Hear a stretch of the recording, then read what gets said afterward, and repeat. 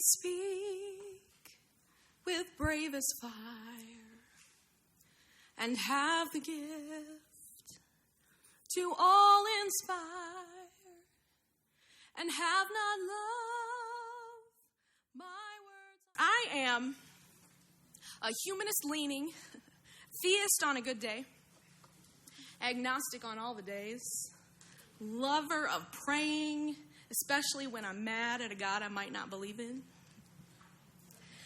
And as most of you already know, and may not yet be quite sure what to make of it, I also came out of a fire and brimstone Pentecostal tradition that taught me a whole heap of things I do not believe about what the day of Pentecost, which today is on the Christian calendar, meant, and what really might have happened there.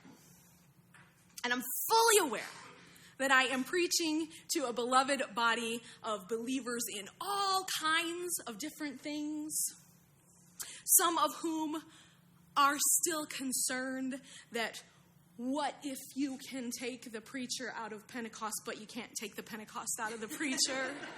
I know, I've heard you.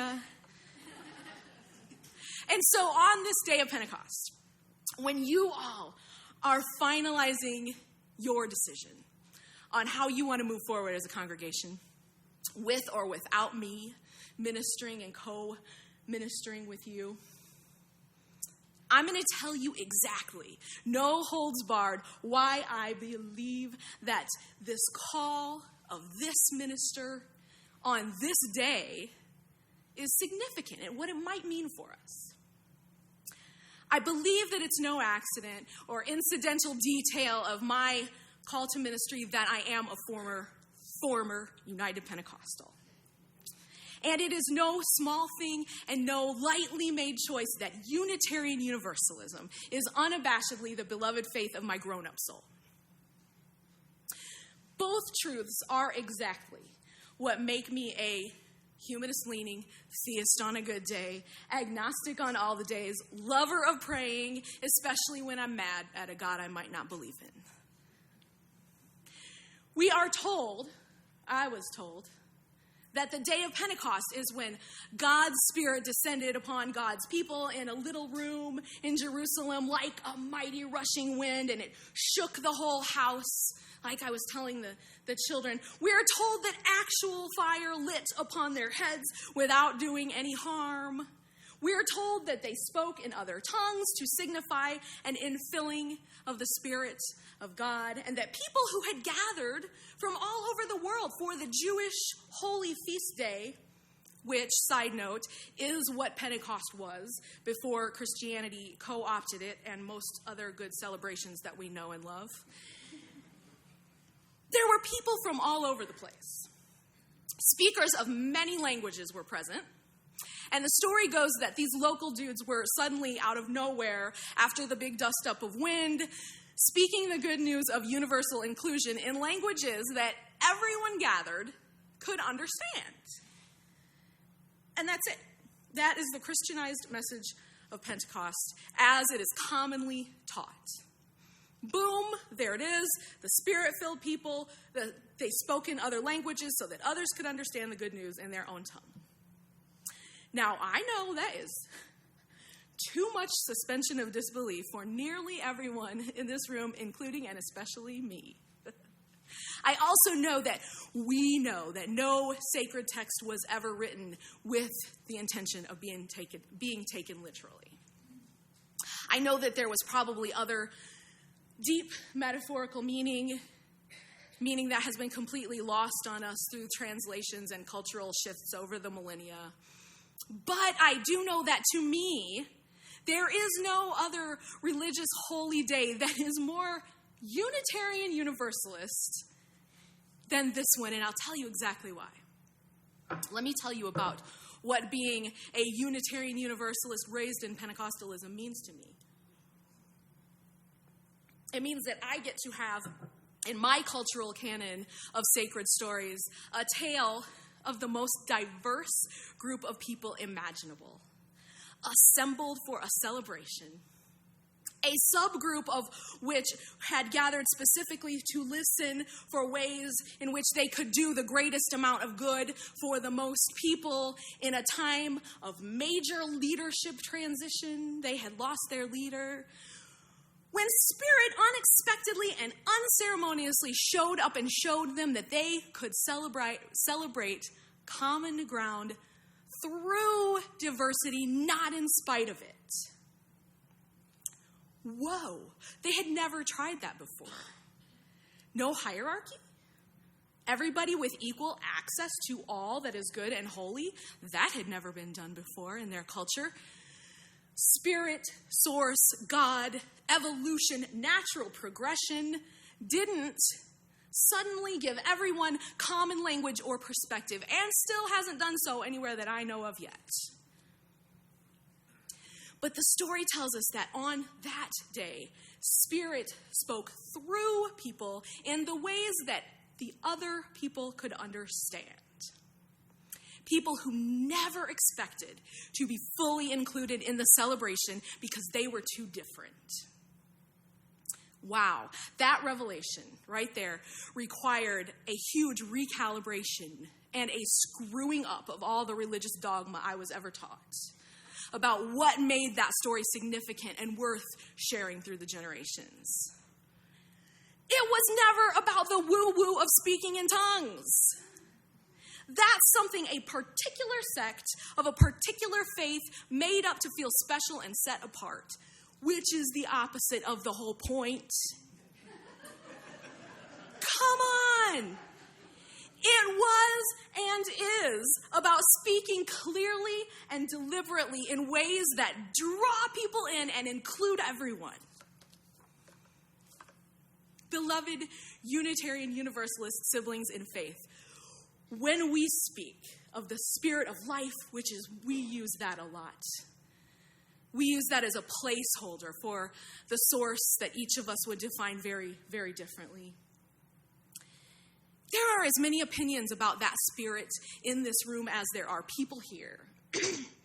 And probably more, because I know I have several working definitions depending on my mood.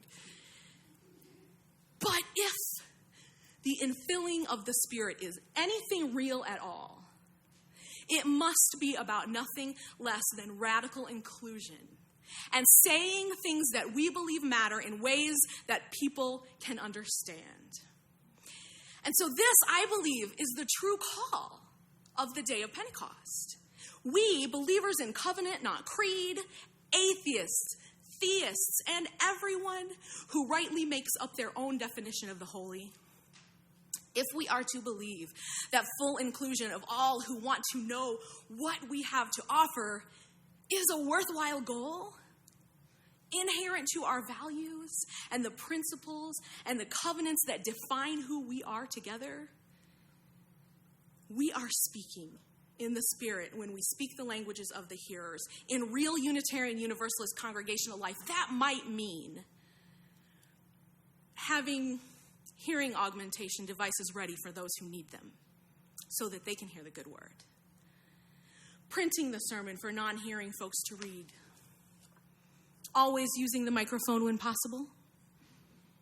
We are speaking in the Spirit when we include a relevant and thoughtful message for the children. When we create worship that honors the needs of people with neurodiversity and cognitive differences. When we set up our spaces to welcome people of all physical abilities. We are speaking in the Spirit when we are radically welcoming of unconventional family structures. When we find practical ways to navigate literal spoken language barriers as best we can. When we are calling people of all genders by their true names and pronouns. When we assure that our seating options accommodate all body sizes. Letting the good word be heard by all who need to hear it in a language that makes sense to them. We are doing that when we lift up especially the wisdom of the oppressed and the marginalized. When we make it a priority to share multicultural music and explain where it comes from. And yes, it is as important to me as it is to you. when we are preaching from all of our Unitarian Universalist sources and then some. My commitment as your minister is to speak regularly the words of our modern day world changers, the wisdom from the world's myriad religions, the wisdom of science and nature and technology and ongoing discovery that we cannot yet imagine.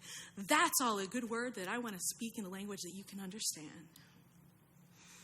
And that, my friends, is how I believe one goes about the business of speaking in the Spirit. Tongues of fire, indeed. The metaphor of fiery communication is significant to me, partly because of what fire can do. Out of control, tongues of fire can kill and destroy. Deliberate, tended tongues of fire can burn away the dross and leave behind only the strong and precious things of value. Tongues of fire light the chalices that are really a metaphor for us, after all. We are the tended, welcoming fire. We are the radical welcome and hospitality, and our words have the power to strengthen or to destroy. I see my vision of Unitarian Universalist community in the reading that David shared with us today by Naomi Shihab Nye, where she says, the minute she heard any words she knew, however poorly used, she stopped crying. We called her son, and I spoke with him in English. I told him I would stay with his mother. She talked to him. Then we called her other sons just for fun. Then we called my dad, and it goes on from there. She was laughing a lot by then, telling us about her life. The shared world, not a single person in this gate, once the crying and confusion stopped, seemed apprehensive about any other person. And this can still happen anywhere, Naomi says. And I believe that. I also believe that y'all needed a short and sweet sermon today, because you have a lot of hard, important work to do, and I take that real dang seriously.